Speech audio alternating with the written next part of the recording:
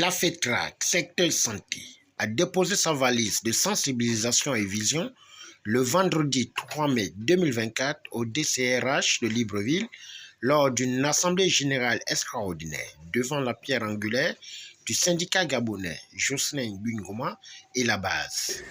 Je vous suis le bruit, je dis qu'il est très efficace, toute la ville en parle, les autorités même en parlent, il est professionnel et il suit à la lettre la formation que je lui donne parce qu'il fait partie des gens que je programme pour prendre le relais. Le syndicat, ce n'est pas un travail, c'est une activité qui est passagère. Nous sommes ici à la DCRH, je pense. Oui. La DCRH, chacun sait que la DCRH gère des carrières, gère des formations.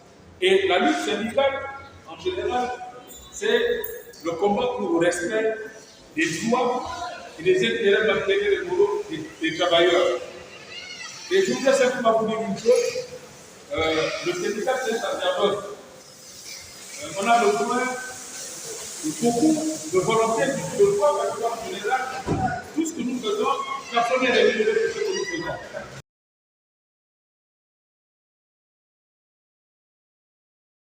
Si on essaie, on va être de la même main, et si on est quand même pas rempli de la même maison, on a le même nom de famille.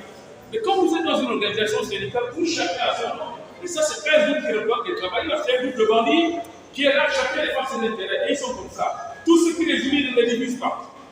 Mais vous allez les voir toujours ensemble.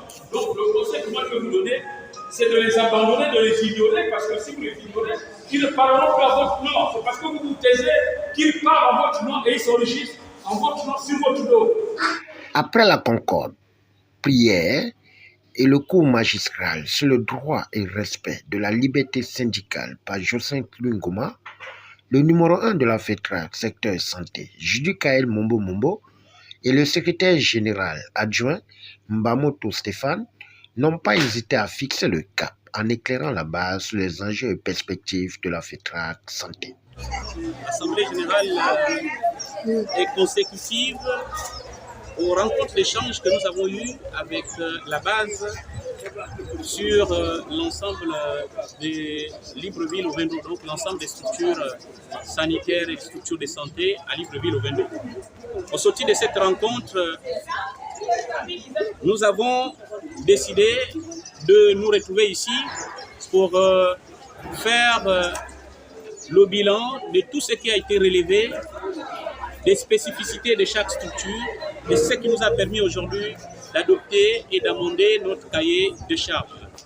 Et vous savez, nous avons eu une rencontre avec la tutelle, laquelle rencontre est consécutive aux nouvelles instructions de mettre en place un dialogue social permanent au sein de nos institutions. Voilà, au sorti de cette rencontre avec le ministre, il était nécessaire de venir auprès de la base pour leur présenter la volonté des nouvelles autorités et demander leur accord parce que nous ne sommes que de porte-parole. Voilà pourquoi je peux confirmer aujourd'hui que la démarche de mettre en place un cahier de charges commun a été retenue par notre base et à partir de maintenant, nous allons travailler de commun accord avec les autres syndicats pour qu'ensemble nous puissions mettre en place un cahier de charges commun. Quels sont les syndicats qui partagent les charges? C'est l'ensemble des syndicats du ministère de la Santé qui ont été conviés par la tutelle pour mettre en place un cahier de charges commun. Position. Suppression des primes attribuées aux agences comptables au contrôle budgétaire. Nous voulons qu'il y ait une exécution à 100% des crédits alloués aux structures sanitaires. Point 4. Inégalité de traitement et discrimination des personnels non responsables n'ayant pas le corps de santé. Nous voulons réduire les écarts de primes entre responsables, réduire les écarts de primes entre agents, créer une prime hospitalière à tous les agents hospitaliers sans responsabilité et augmenter les montants de primes attribués aux agents. Point 5. La non-prise en charge médicale du personnel de santé dans toutes les structures sanitaires publiques.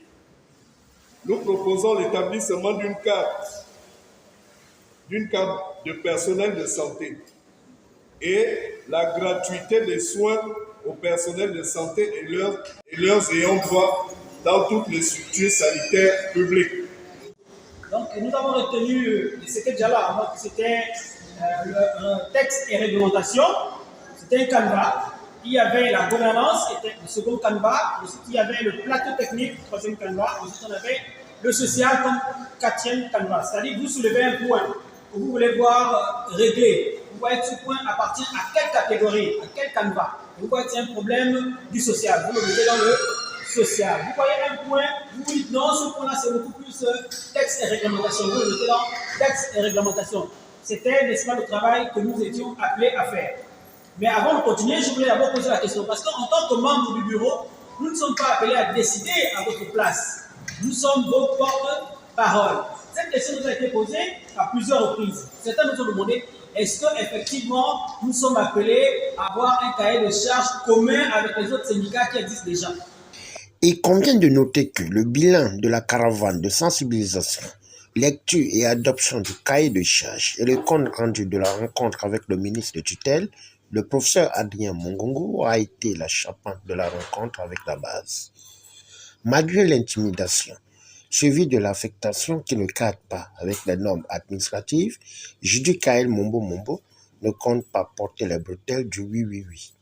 Au finish, c'est dans un échange interactif suivi des installations de 2 délégués à la DRCH que cette Assemblée générale extraordinaire a fait tomber son rideau.